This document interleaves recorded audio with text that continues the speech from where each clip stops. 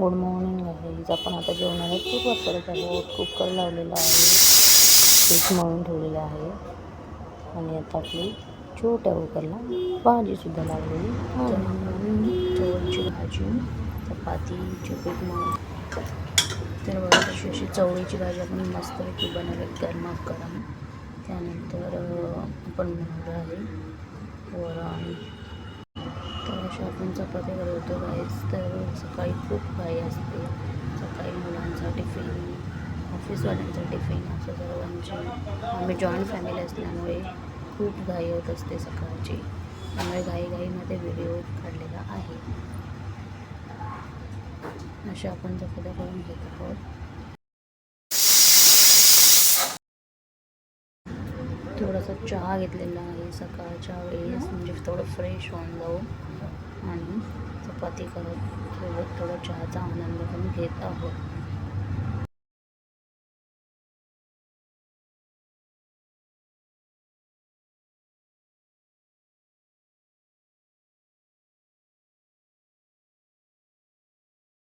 तर गाईज आपण आता डाळीला फोडणी देऊन घेऊया. लसूण, कढीपत्ता, राई, जिरं टाकून डाळ बनवून घेतलेली आहे.